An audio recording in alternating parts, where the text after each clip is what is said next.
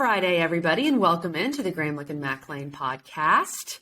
We are here to talk some football. Mac, we have had a little bit of a nonsense week. We've talked about candy. We've talked about Twizzlers, and hashtag justice for Twizzlers is starting to gain steam. You called me crazy. Certain people on Twitter are calling me crazy. It's been an interesting week. But we are here to talk football. The fact that the responses that we've received on the Twizzler deal, way more than I thought. I thought you were on this little people love the Twizzlers. Twizzler island by yourself, and come to find out, there's a lot of people on that island. So, kind of weird, but whatever. Mac, maybe it's all the people that had COVID and Reese's don't taste the same anymore, so they went to Twizzlers. Maybe that's it. Maybe it's a COVID trickle-down effect. Yeah. Wow. That's fascinating. Could be. Okay, before we get into these games, we do have the ACC Atlantic and the Coastal races to update the people. Mm-hmm. So in the Atlantic, obviously Clemson is pretty far ahead of everyone else. Clemson can clinch the Atlantic this weekend with a Syracuse loss at Pitt. It doesn't really matter what Clemson does against Notre Dame because, of course, Notre Dame is not an ACC game. I had to run that by Mac before we went on air, and he had to clarify that for me because for some reason I was still thinking that Clemson was playing an ACC game this weekend, which of course they're not. So that's something to keep an eye on. And then the Coastal. A lot of things have to happen for UNC to clinch this weekend. They're still everybody sit down. This is going to take a while. Yes. Go ahead. They're still obviously in the driver's seat. But in order for UNC to clinch this weekend, they have to beat Virginia. They need Duke to lose at Boston College.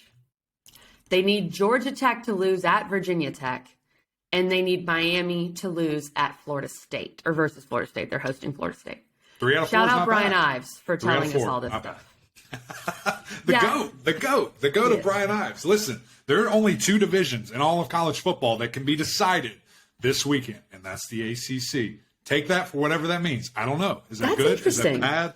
It is fascinating, that little stat there. But yeah, big shout out to Brian Ives and ESPN Stats and Info, as well as KG Stats and Info. It was a collective effort, and we got to where we are here.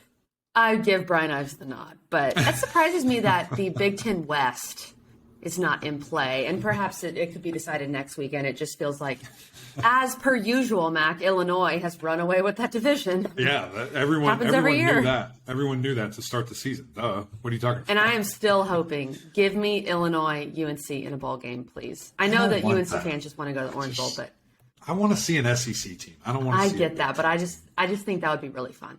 I want to be able to smack talk LSU or Alabama when Drake May just says, "What's up? Here we are. I'm gonna drop 50 on y'all in the first quarter." That's what I want to see.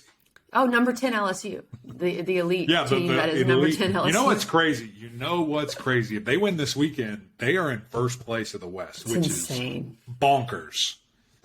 And FSU has a win over them. Yeah, and Tennessee blew them out of the water. Clemson couldn't go and win any other division, but FSU, yeah, they could. Sure they could. Yeah, we have the proof. Okay, Mac, we have so many games to talk about. This is our first weekend in a while where we're at a full slate. So let's just dive in to our Big 3 breakdown. We'll start with Clemson, Notre Dame. Number 4, Clemson at Notre Dame. Mac he can go a little homer right now as he's showing us his BYOG rock. Because, as we've said, Notre Dame is not a part of the ACC. So here we go. 7:30 p.m. on NBC. Clemson is a 4-point favorite. I'll just warn people we're recording this Wednesday night. So if the lines change a little bit, we'll adjust that in the video. We apologize. The total is 59. And this game is so different than it was 2 years ago when that game was played in 2020 in front of no fans. And with the same starting quarterback for Clemson, which is interesting, in DJU, who played perhaps the best game of his career in a loss, that Notre Dame won that game. But it feels like a lot has changed. This is a Notre Dame team that is down this year, that it does not have the same punch offensively. But this is also a Clemson team that's coming off a bye and coming off DJU being benched. So I do think people have questions about Clemson too. Well, you talk about a lot of things changing. I'm not sure if this was a typo on my part. I'm sorry that you just had to read that. I'm doing some cross-checking right here. The line has already moved. The line is now down to 3.5. Really? And the over-under is 44. I don't think that it was a 10-point swing. I think that there was a typo by my fault. But I will say this, too. there is weather coming. There's a lot of rain, a lot of wind. Midwest. That's going to be fascinating to see. I don't think it's going to be necessarily cold, so it's not going to snow or anything like that. But weather certainly could be an issue here, for the Tigers and for the Golden Domers. The biggest thing to me, though, KG, put all that to bed. I don't necessarily care about it. The biggest thing is, where is DJU mentally? How is he going to respond and come back? Is he able to flush it, move on? Probably the worst game of his career to date here, just with some mistakes. But when you break it all down, it wasn't all bad. And I sound like a coach. I sound like a homer saying that. But it certainly wasn't this epic explosion like we may have seen some other teams go through last week. So for me, reaching out to a couple of people from Clemson's camp, just kind of saying, hey, how's Five doing? Where's his mindset? How's he feeling? Everybody seems to say that he's good. Like, he's moved forward. He's moved on.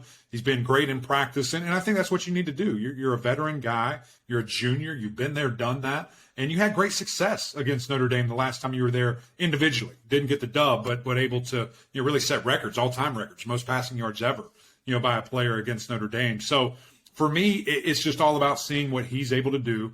And I kind of sit there and ask myself, KG, what would I do if I was the offensive coordinator? If I was Brandon Streeter, how would I get him into this game? Would I ease him into it? Would I, call these various plays to get him right? And I think certainly weather is affecting that. But I'd love to see some confidence throws, some kind of quick reads, get the ball out of your hand. Let me see myself make some completions. Like, let everybody feel good. Throw to those big tight ends, get out in space and let's work.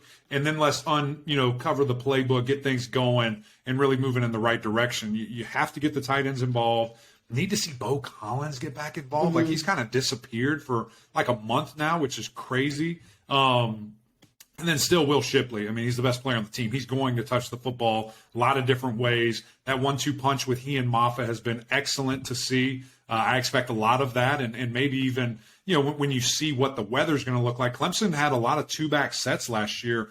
Wouldn't be shocked at all if they did something of that nature, just trying to get all of your best players in the best environment, the best way to win on the field. And certainly that offensive line is going to have to play good as well, KG. I'm glad you bring up the O-line. I want to add, though, I think DJU's worst game was probably Georgia of his career. That was pretty bad, too. But you're also only playing one turnover, though. That was only one turnover. Yeah, pick six. But you're also playing the eventual national champion, so people kind of, I'm just saying, I don't know if it was the worst game of his career against Syracuse. He made some mistakes, but you could tell, especially that fumble, they were driving. I mean, everything was fine, and then you have that freaky fumble. But when it comes to O-line play here, and Mac, I know you want to just dig into the big uglies. We had Grant Gibson on Wednesday. It's been an O-line type of week, and it feels like it should because it's Notre Dame. And watching Notre Dame and Syracuse, what really stood out to me is that, Notre Dame is down in that they're down to their second-string quarterback, who's not exactly the electric playmaker that they had before him. They have some good running backs, no one that blows you completely away. They have Michael Mayer. They don't necessarily have a Kyle Hamilton in their defensive secondary, but their O-line can still move some dudes because they're freaking Notre Dame. I mean, that's what they do. The O-line is still solid, and they ran all over Syracuse. This Clemson defense at times has been susceptible to the run. They slowed down Sean Tucker, to give him credit for that. But Florida State was able to run the ball on Clemson. Everyone going into this game, especially if it's raining, Mac, everyone and their mom knows that Notre Dame wants to run the ball. How do you expect Clemson's defense to step up to that challenge? Yeah, I think, that's a great point and a great thing to look at. I think when you see Clemson and specifically that defense, they have not put together a four-quarter game yet. And in my mind, in their mind, I think they want to go out and prove that. And how better to do something of that nature other than against an offensive line that all five guys are probably going to the league. Like, this is probably by far the best offensive line that they have played. And I think another thing that's kind of a knock on Clemson this year, but they've kind of played to their competition. They played down, they played up when they needed to. And so in a game like this where your defensive line can totally take over a game, I could see that happening. They're all healthy. Everybody's going to be back. I could see those guys, kind of putting it on their shoulders and saying, hey, look at what Notre Dame has done these last couple of weeks. See how they've won football games. Been with their quarterback thrown all over the yard. He struggled these last three games. Let's go set the tone. Let's go eliminate half of this game and really take over. And I could see that for sure happening. So to me, KG, it's when it's expected of you, when everybody, as you said, knows in the stands and the crowd for the coaching staff, players, they know, hey, it's 3rd and 4. We're running power right at you. What are you going to do? How can you defend it? And at the end of the day, it's all about the Jimmies and the Joes. You got to step up and be the better player. So that's what I'm expecting to see. You mentioned Michael Mayer. You have to know where he is at all times. He's an absolute weapon, for Notre Dame. I think the best tight end in the draft surely will be a first-round pick. And then some guys on defense you got to be aware of. Isaiah Folsky hasn't had the season he probably wanted or Notre Dame wanted, but he's turned up these last couple of games. If I was Notre Dame, I'd go one-on-one with Blake Miller all day long. You got a really talented senior against a freshman that has played well, certainly for a freshman. But still a freshman. He struggled at times. He's had some holding penalties. He's had some false start penalties. I'd try to make him as uncomfortable as possible. And you put your best player on top of him and see what happens. So I'm excited for this game as always. Jordan Cornette and I have a little side bet going. Ooh. So I hope you guys only see his part of it. There might be a national championship, type of trophy or something involved where he has to, hold that or wear that if it's a jersey for a segment. We'll see. But it's going to be fun. It's going to be Tune fun. into the huddle to find out. Tune in. We talk about the running game for both these teams. Notre Dame averages 187 rushing yards per game. Clemson gives up an average of 88 rushing yards per game. It's strength versus strength. Yeah. And what's so cool about this game is, you said it. I don't think Clemson's played an O-line like this. Notre Dame hasn't played a D-line like this Not all even season. Close. Not even so close. It sounds cliche, but when you go up to South Bend, generally the game's won in the trenches, and I think that's what we'll see in this game, Mac. And again, just Clemson coming off a bye. I mean, that's important. The Tigers, historically have played really well, especially under Dabo Swinney. Having that extra week of preparation. Guys are going to be back healthy, feeling good. And again, just the mental side of it from DJ, I think that's the biggest thing. So for me, it's can you protect that guy? That's kind of my key of the game for Clemson. Let him have time. Give him all the tools that he needs to be successful from, your perspective, and then everything's on him, mentally, confidence, mechanically. And I think he'll be more than ready to go and do that. I want to throw out a few stats here because people knock the ACC for not having performed well against Notre Dame in the regular season. Right. And it's true, especially as of late. But Notre Dame versus Power 5 opponents since 2018 is 38-4. Which is really good. So honestly, no one has performed well against Notre Dame overall in the regular season. And what's also interesting, Clemson's also 41-4 in that span against Power 5 teams. So very similar, but no one's really knocking Clemson for not playing Notre Dame well. Notre Dame is 1-12 versus AP top 5 teams since 2017. The one win, Clemson in 2020. With a backup quarterback who threw for 450. So it wasn't like that was their big issue. All that being said, I know this game is in South Bend. I know you're going to have kind of South Bendy weather. And the place should be packed, even though Notre Dame has struggled. They've played well lately, so the fans should be there. I still think Clemson finds a way because they have a little more offensive firepower and because of that defensive line.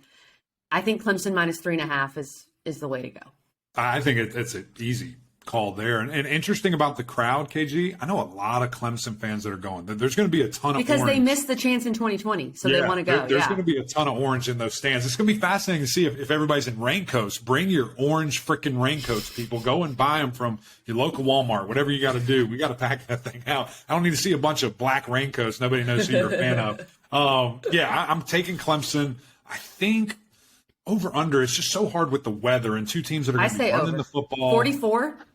44, but rain and bad wind, KG. Bad KG. Bad KG. Bad rain. Bad KG. Bad KG. I'll go over. Let's roll the dice. I say over. I'll go over there. I think Clemson with the points, no brainer, and I'll take the over with you. I know there's going to be weather, but I don't see a 17-14 game in this game. I just don't. What was it in 15? It was pretty low scoring, wasn't it? Yeah, it was. It was. And that was a hurricane. I don't think it's gonna be a hurricane, but it's 22-20. Gosh, I'm sorry. I don't remember something like that. Score. And guess what? That would be under. I don't know. You want to change your mind? You can change. No, your I'm mind? good. I'm good. Okay. Right. Okay. Sean Watson ain't running out of that tunnel. I'll just say that. That's true. Our next game here is a rivalry that we love here in the Atlantic Coast Conference. Florida State at Miami. Florida State, the best 3-loss team in the country. We stand by that. Facts. Big facts. 7:30 p.m. on ABC. FSU is a 7.5-point favorite, and the total is at 53. I love this rivalry. I don't think it gets as much pub recently, obviously, because both teams have been down recently. You haven't had those top 10 matchups that you used to have in this rivalry. But it is basically the Duke UNC of the football side, I think. Yeah, I think so, Mac, with the hatred between the two. And okay, I'll go ahead and give you my stat. These teams are separated by just 11 points across the 66 meetings all time. Miami's 135, FSU's 131. So that's what you're meaning when you say the Duke Carolina, which is essentially yes, that's what I mean. Always. That's what I mean. It's even. This is I hate it when we say, oh, it's a rivalry, like Oklahoma State, for example. Right. It's a rivalry, and OU's won 60 of the 70 matchups or whatever it is. This game is truly even most of the time, and it's weird. Either kind of both teams are up or both teams are down, and right now both teams are kind of down. But I think this rivalry, even when both teams are down, crazy things happen. Last year is the perfect example of that, Matt. Right. No, 100%. And I think when you look at this game and you look at momentum and you look at who's feeling really good, I mean, it's all about the Noles right now. And those guys playing at a super high level. They come off the loss to Clemson, have a bye week. Everybody's getting recharged, energized. We spoke with Jordan Travis, and he said, hey, Coach gave us a little bit extra time.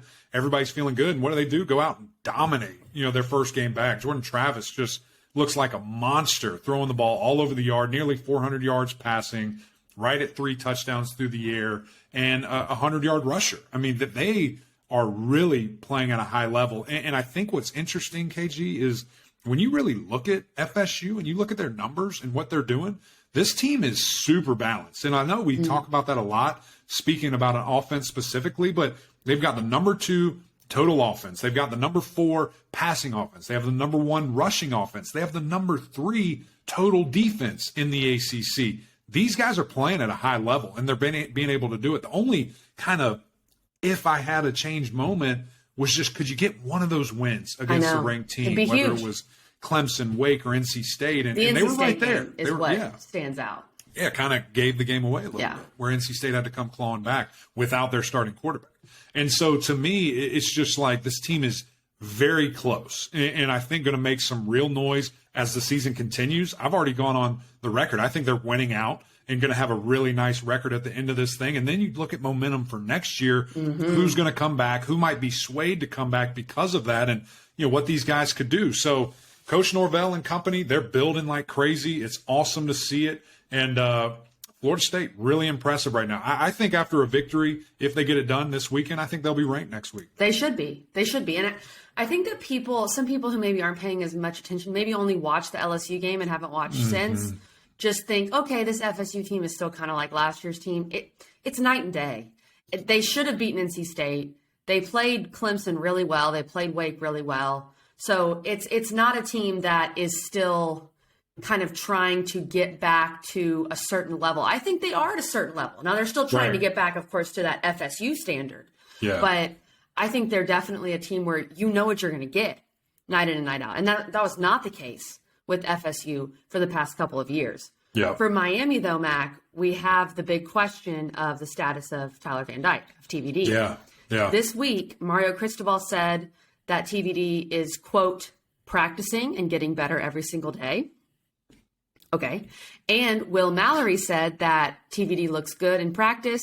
Quote, it's good having Tyler back out there, feeling good, end quote.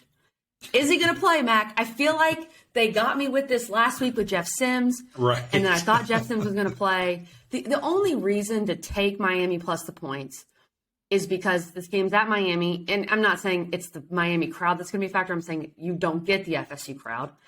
And if TVD's playing and you have Restrepo back, right, and you just feel like this rivalry is always interesting, so you might want to take a flyer on Miami plus 7.5. Yeah, I mean, that's the fascinating part, and that's what's it's just so different from the NFL, where they don't have to tell you. They don't have to tell you anything about so the we're just injury sitting report, here, what it is. So we just don't know, and that's obviously a massive factor. And so a real reason why, if I did this, maybe not professionally, but if I did this for a means of living, I would not touch this game. No way. Because it's too big of an unknown, and you're just not sure, what's going to happen or if he's going to play. So he's a game changer, lit up Miami last year when he played, and obviously was on a nice little tear there before he got injured and had to come out. So it's confusing to me, KG. And when I look defensively at what Miami's been doing, they've been getting after the quarterback. They've been pressuring them. They've been able to get the quarterback down for sacks. And we saw that against North Carolina, really limited them. But North Carolina ultimately had done enough to win that football game.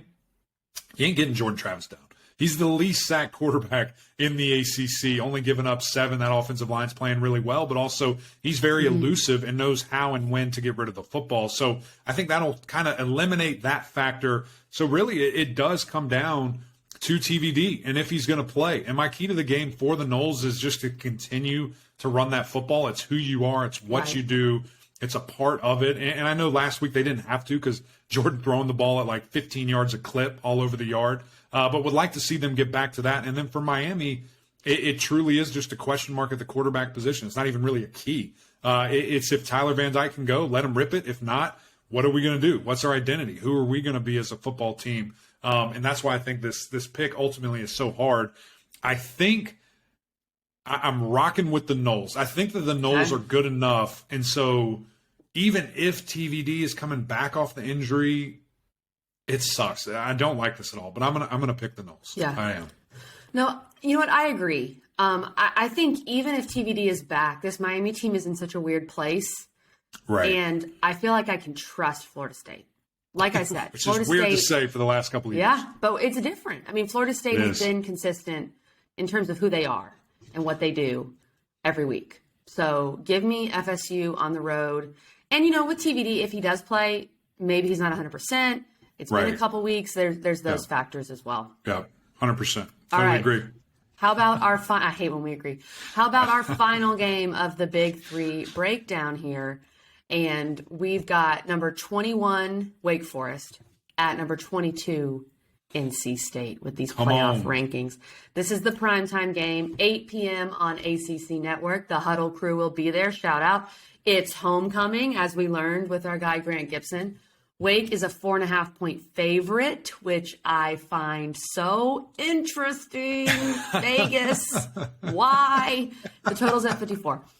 This game, Mac, I think we all know it's going to be where is Sam Hartman and where is MJ Morris? Is this a guy that can put it together? Because we've seen freshmen come in, play great in a pinch, and then when you actually get prepared for, it can be different, even though there's basically zero film on this guy. Right. And then the 2 quarterback situation is fascinating. And then you throw in the number. And I just don't, the number stinks, Mac. It does. Stinks. It worries me. And it's like, I try to think back if let's say Wake Forest wins that game close in Louisville. Mm-hmm. I probably think they blow out NC State just because they're playing at such a high level. I think Sam's playing so well. Even with MJ Morris doing what he did. Even with that, because Virginia Tech's so bad. Okay. But because I can't get that out of my brain, and that's not fair, to be honest, because it's one game, and I might be able to flush it about Clemson relatively quickly. But it was the way Clemson finished. Like Clemson responded.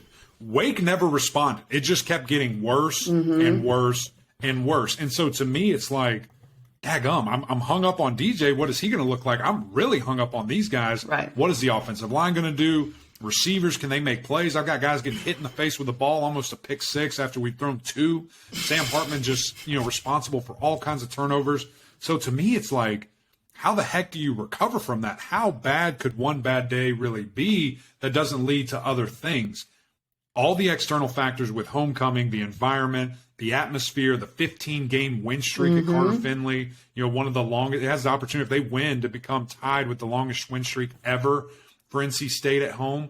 And to me, all those different things are adding up to where, okay, now you look on the field with a defense that's number 1 in the ACC, that's feeling really confident, that, kind of got this surge against them that they had to respond, and they did very nicely, versus a team that just couldn't figure anything out. And so when I look at that, clearly it's going to be interesting to see what MJ is able to do. We spoke with Grant. I said, how's he been doing? He said he's more vocal. He feels confident. This is his team. He made some really nice throws. And then I look at the defense and how much can they replicate what Louisville did? Now, they pressure the quarterback all the time, but the interesting piece, KG, they only have 12 sacks on the season. That is a very low number. And if you're not hitting Sam, if you're not getting him down, then I think he's going to light you up. Yep. And so to me, this is one of the toughest picks. And I'm just kind of walking in circles right here. I'm going to let you talk because I don't know where I'm going right now. This is a very, very difficult pick. This is so hard. You know, I think I'm going to try to think like Vegas is thinking here. I think Vegas is saying what you said earlier, that Virginia Tech is god-awful. Yes. And NC State found a way to come back and beat them with a freshman quarterback, but it's Virginia Tech. And I think Vegas, because in the end, Wake was only a 3-point favorite at Louisville. I think Vegas is giving Louisville some credit. Mm-hmm. And this Louisville team, they lead the Power 5 in sacks. They get after the quarterback, and that's exactly what they did to Sam Hartman. I'm not sure that NC State – I think NC State – look, their defense is number one in the ACC, but I'm not sure they can disrupt Sam as much. I hate that I am doing this. It sounds like we're going the same way. This is fantastic. No. This is really? fascinating that this is happening. Go ahead. I trust Wake, which is weird. I shouldn't. Like, you know, I've been burned. You burned me, Wake. You burned me. Yeah. Why do I go back? Why do I go back, Mac? I think I'm taking Wake minus 4.5. I am too. Stop it. I thought for Sam sure you were taking NC State. I think I would not be shocked at all if NC State gets the victory. Wow. And again, this is a very hard pick, but I think I don't think those guys can replicate defensively what Louisville did. And that was obviously a massive Achilles heel when you just see it. And I'm not saying that Louisville's defense is better. They just can't. NC State cannot do what they did. They cannot physically just dominate 8 sacks, force 8 turnovers, 7 turnovers, whatever it was. And I just don't see that happening. And so with that in mind, I'm taking the 5th-year quarterback that I think is one of the best quarterbacks in the country in Sam Hartman and getting it done. So I think this game's going to be super close. I think it's going to be very uncomfortable for both sides at different times. Would not be surprised at all if this comes down, to a fourth quarter kind of game-winning situation, whether it's a drive or a kick. And I'm just happy we're there in person to see it. I can't wait. Well, if it comes down to a kick, then Wake probably doesn't cover the 4.5. I mean, that's the other way you could go is you could say, I think Wake wins. Gosh, that's a But kicker, I think it comes down to a kick. I'm sticking with Wake. I'm going to just say my stat because it doesn't make sense for either of our picks. Okay. I have it written down anyway. Under Dave Clawson, Wake has a 61% winning percentage. Is that right? Good. In August through October. And wait. This is not good for you. Why are you reading this? And a 38% winning percentage in November through January. We talked about it on Monday. Wake tends to fall apart. But are you changing your mind? They didn't necessarily do that last year. They still won some games. I know they lost a few, but they still won some games. I'm going to it right now. And found their way to the ACC title. Yeah, but they limped into that thing. They limped in. Let's see. But they found their way. Here. They lost to Clemson and they lost to UNC, right? And Pitt in the championship, yes. Well, so the championship, whatever. They finished. I'm just talking November. 3-3, so that's not terrible. I'm just talking November. Yeah, that's not horrible. I don't know why you and I are both picking Wake. This seems crazy. I don't love it. Vegas knows something. And I can't wait till you post this graphic and I'm at NC State and all of a sudden there's a bunch of fires and pitchforks behind me and they're like, get out. Good luck with that right now. But I'll just say, go listen to the rest of the episode because I give you guys a lot of credit. The keys for me are, number one, we have to keep MJ confident. You got to protect him. You have to give him easy throws, take a couple shots, get that young man going to where he feels really good. Because I think if Wake is able to apply pressure, if they're able to get in that backfield and make it weird for him, it could fall apart really quickly. Freshmen are different. They haven't seen a lot. They haven't been through a lot. It's hard to rally when you haven't had those type of life experiences in a game. And for Wake Forest, it's kind of similar, which is crazy, but we have to protect Sam. He can't be rattled by ghosts because he's thinking about Louisville. He can't just be sitting back there where normally he would trust his protection. He said that time and time again. I trust these guys, to where now he's like looking over his shoulder, taking off and running. He's missing a guy wide open downfield. So quarterback protection, vital in this one. But I do, like it's crazy. We agree. I do think Wake's going to cover and get this done. I thought for sure you were picking NC State. Maybe I'll change, by Saturday morning. We'll see. Not allowed. Okay, the speed round. Let's roll through. We got a lot. Come on. Let's roll through these games here. Friday Night Lights, Duke at Boston College. This is a 7 p.m. game on ESPN2. Okay. Duke is a 9.5-point favorite. The total's at 47. All Duke needs is one more win, and they're going bowling. Boston College just pulled off the you better not of the century, losing to the University of Connecticut in football. And it seems Phil Dracovic might not be playing. He went down in that UConn game. I don't know any reason to not pick Duke here, and I would take Duke to cover the 9.5. I'm going with Duke. Riley Leonard, way too good. Young star dominating this league. A lot of young quarterbacks that we just spoke about, a couple of them. And I think just Duke is too good right now. And the fact that they're about to be bowling right now, where their previous 2 years combined, I think they won 5 games, is just fascinating. Coach Elko, that staff, these players buying in, just amazing to see in a Boston College team that's really, really struggling. So I think it's an easy pick here. Duke gets this done. I might even take the over. They might blow these guys out. It might be bad. I just don't know how much BC is going to score, so I would be a little worried about the over. A little hesitant. I don't know if 35-0 type thing. Yeah, I don't know about that, but we agree there. All right, how about North Carolina, number 17, North Carolina at Virginia, noon on ACCN to start this thing off. The South's oldest rivalry, being played since 1892. I bet you didn't think it was UNC Virginia. And UNC's a 7.5-point favorite, total 59. Mac, I want you to tell us the stat that has to do with your fellow Mac Brown in Charlottesville. my brother Mac over here. Listen, guys, there's one league in all of the world that history, for whatever reason, matters and is very important. And if you're a gambling person, it matters a lot. Mac Brown has never in his whole existence won in Charlottesville. That is so never weird. That Carolina. He was like spooky. 0-5 the first time, 0-1 this time, and now he's back. Here's Crazy. the deal, though. I've never seen Drake May playing any of those games. and he's balling. So I think, this is one of those records that maybe you can throw away. Drake's he's balling. He's on an absolute tear. I'm going to read some numbers off here for you, KG. 10 passes when he is under pressure for touchdowns. That's number one in FBS. 99 QBR on 3rd and 4th downs. That's 3rd in FBS. 18-0. That is his touchdown to interception ratio in the red zone. When it's most important, you got to take care of the ball. Number one in FBS. So what does all that mean? That's a lot of stats. It's kind of random, it seems like, but it's not. Look at all those situations. Under pressure, vital down in the red zone. He makes great decisions. Like, he knows where to go to the football. It's one thing to have talent, to be able to air it out, to have a tight spiral, anticipation. It's another thing to know where to go with the football. If I'm being blitzed, okay, I have to have an answer. If there's time, okay, I can't just rush into something, allow the concepts to work. Boom, there's my guy. And he's able to do that. And it's been flawless all year long. I just don't see that slowing down. Virginia's defense has been much improved and way better, but they ain't seen nothing like this. And I think that this train for UNC is going to keep on rolling through.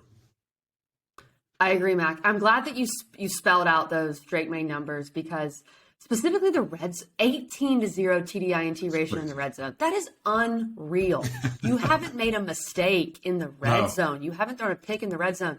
That is so crucial to UNC's success. And speaking of UNC's success, Mac, their defense has been better. Their defense has been holding teams under their average for the most part.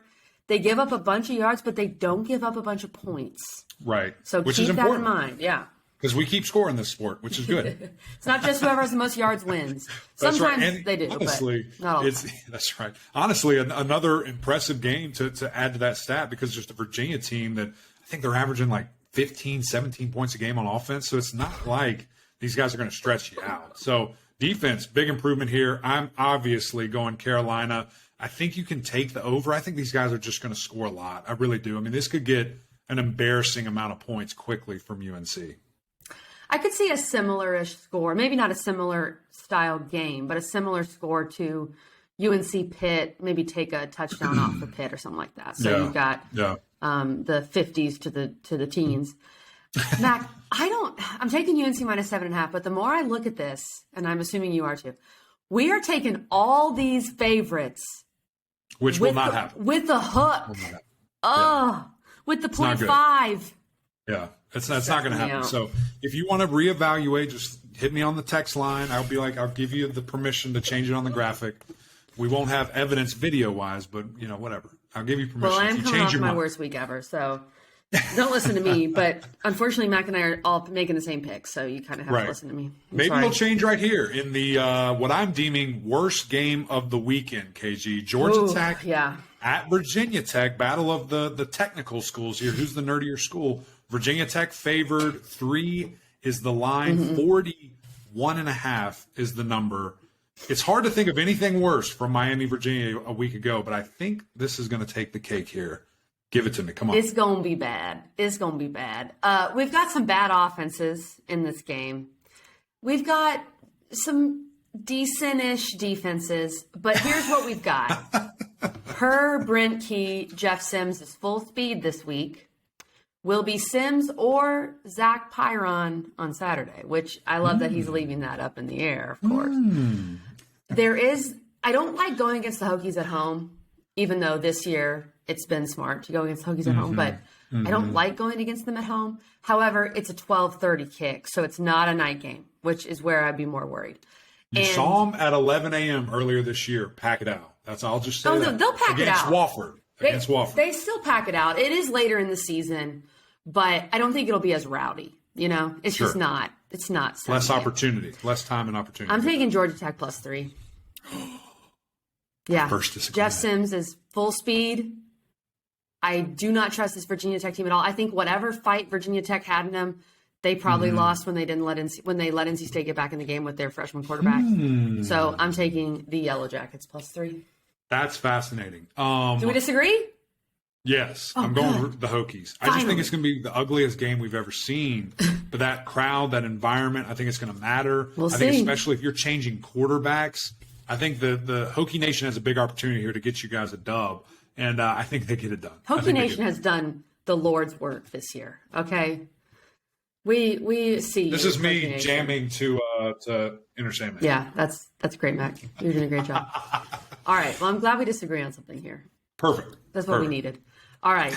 2 more games left. We've got number 20 Syracuse at Pittsburgh. 3:30 on ACC. I'm trying to get you to stumble. I didn't update the college football rankings. I'm trying to get you to mess up, but you're doing great. Pitt is favored in this game against a ranked team. I know that Pitt's favored by 3.5. I know that Syracuse has lost 2 in a row, but to Clemson and Notre Dame, who has won 5 of their last 6 or whatever. Yeah. But when you look at Syracuse, you don't know the status of Garrett Schrader. That's a big concern. Garrett Williams, one of their elite corners, is out for the year with a torn ACL, which we hate for Garrett Williams. And you brought in Del Rio Wilson last game, and he was good. Yeah. But again, that's kind of an MJ Morris freshman situation. Will Schrader play? I think that's why Vegas has Pitt as a favorite. That's got to be the only reason.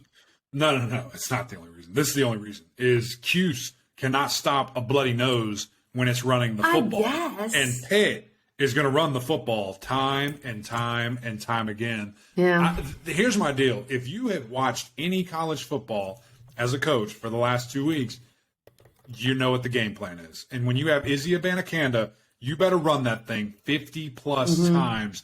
Do not throw a pass. Do not think of throwing a pass unless it's 3rd and 12. And when it is 3rd and 12, I want you to think hard. Could Izzy do this by himself, or should we risk throwing the football? Then make a decision. But to me, KG, it's almost one of those things like until proven otherwise, I don't know if you can do it. And so when I look at it and I see, okay, they have Pitt coming up. Pitt runs the ball really well. They have Florida State coming up next. They run the ball really, really well. This is going to be a really tough stretch for Cuse. And we've said that. When Cuse was 5-0, 6-0, we said, here's your reward. You have all these very hard teams next where we really are going to find out. I love Syracuse. I think they have a great offensive attack. without Not Schrader. enough. That's going to be interesting what it's going to be.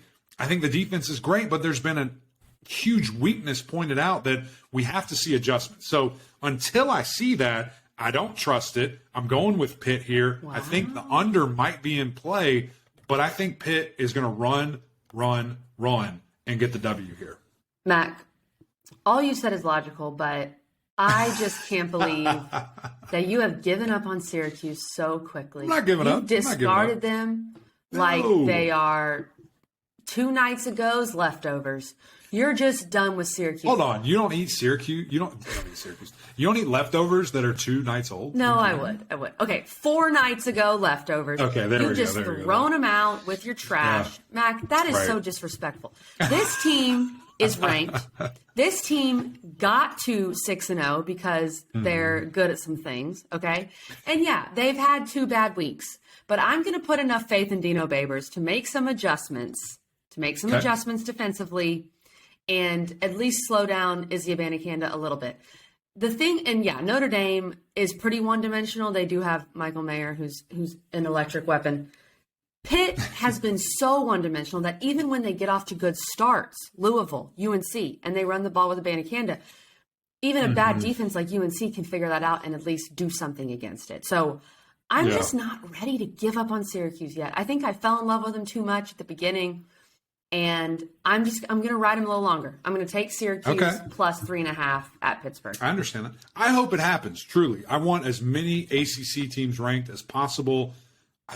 2 weeks in a row now, I've seen people run the ball every single play. I get it. And there's nothing that's going to happen. So Syracuse, I hope and pray you get it done. Just don't think you can. So prove me wrong. We can talk about it Monday. It'll be all good. This next game, KG, the last one. Let's get out of here.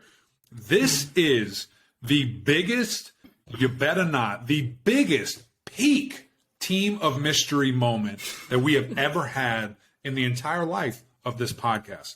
James Madison, the former FCS, I don't even know what, the Dukes. They're the Dukes. 5-2 are coming to your city, Louisville. You need to know this. You need to show up because 50,000 of you didn't want to show up last week. Louisville's 5-3, playing really good at a high level, made this streak happen. But this is what they do, KG. They lose this game. Don't say it. They lose this game. Don't say it. And listen, cheers to thinking it's going to be different, that the defense is good enough, that the offense can kind of function enough to score when the defense gives them the ball. But every fiber in my body right now wants to pick JMU. But because of my political allegiances to this brand on my chest, I'm not going to do that. I'm going to pick Louisville. But I just want it right here on camera. I'm looking at you. I don't think you're going to win this game. And that's crazy to me. Crazy. I would say that for some reason, the program that Mac is the hardest on is Louisville. And I think it's because he just wants what's best. It's warranted. For Louisville. I think he's not mad. He's just disappointed. You know? That's true. That's very true. And since he's a dad now, I think that can work. Okay, I would like to clarify, Mac. This game is not a worse, you better not, than BC UConn. Losing to UConn is more embarrassing. Is it? You yes. Just beat a top 10 team. JMU was ranked 3 weeks ago. But still. UConn should be FCS. JMU was ranked 3 weeks ago. So what would James Madison, if James Madison wins, what would they be in the ACC? Number 3 team? Let's not even talk about it. Okay. See? It's a big deal. Here's what I want to say about JMU and why I feel pretty good about Louisville here. JMU was ranked at the beginning, like 5 weeks in. But they've lost 2 straight. They lost by 7 in Georgia Southern, and they were blown out by Marshall. They have been turnover prone in these last 2 losses. They had 4 turnovers against Georgia Southern, 5 versus Marshall. That's what Louisville loves to do. Now, the Marshall game, caveat, they didn't have their starting quarterback, Todd Centeio. He's supposed to be back. He was hurt before the Marshall game. He's apparently a game-time decision against Louisville. It was an oblique. He's a dual-threat guy, so he may not be 100%. And JMU has also had injuries to their right and left tackles in the last 2 games. We'll see if they play. They're also game time from what I read. So you've got this Louisville D-line. I think it's going to eat him up. And you've got Centeio. If he's healthy, he's still coming back from an injury. A couple hits could be an issue. And they're so turnover prone, especially lately. That's what Louisville does. I actually feel pretty good about Louisville here minus 7.5. See, that's the problem. Too much logic. You feel good. You feel good. There's too much logic. This is the team of mystery. You don't know. I like how they are winning on the defensive end recently. I do too. I hope that can happen. It just hasn't been shown to me. Then just take JMU. Take the Dukes. No, I will not do that. I do not want to deal with that on Twitter. But number 1 in turnovers, number 1 in sacks. You blitz like crazy. Yep. Heat them up. You got a couple offensive linemen out. You got a hurt or backup quarterback. Do what you do. Go crazy. You should win this game handily. I just don't know. I feel better about Louisville than I do about Wake covering.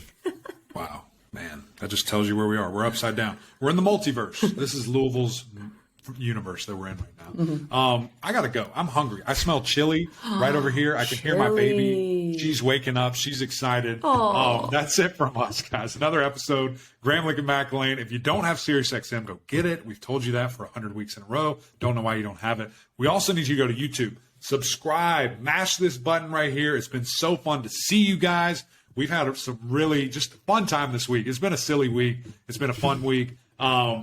Go over to Apple Podcasts, too, the OGs, the originals, if you will. Always fun to hear you guys and talk to you over there as well. But that's it. Until next time, we'll see y'all.